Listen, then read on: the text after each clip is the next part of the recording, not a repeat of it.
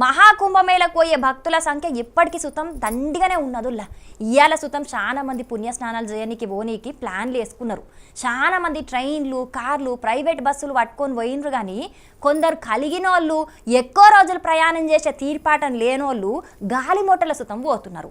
అట్లా ఇవాళ శివరాత్రి సుతం కలిసెత్తదని చెప్పి కొంతమంది పైసలు ఎక్కువ అయినా మంచిదేనని గాలి మోటార్ల పోనీకి టికెట్లు సుతం తీసుకున్నారు. కానీ ఆఖరికి ఏం జరిగిందో మీరే చూడండి. चोर लोग हैं, स्पाइस वाला चोर लोग है, स्पाइस वाला चोर लोग है, चीटिंग करता है, हिंदू लोगों से लूट मारे, स्पाइस वाला मुसलमान से लूट मारे, डाउन डाउन स्पाइस।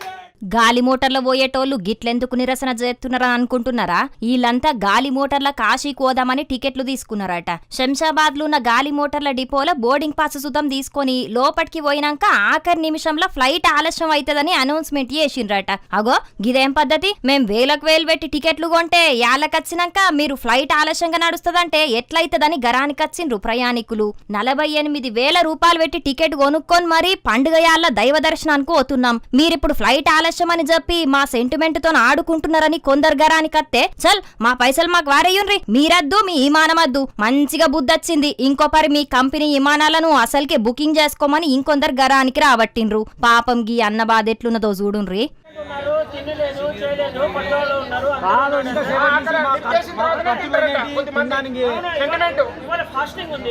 ఒక రిఫ్రెష్మెంట్ లేదు, ఏమీ లేదు. 4 గంటలు అయింది. ఫాస్టింగ్ కూడా ఉంది. కనీసం అక్కడ స్నానం చేసి ఎవరు ఖర్చులు పెట్టుకుంటాడు? మీరు ఖర్చులు పెడతారా?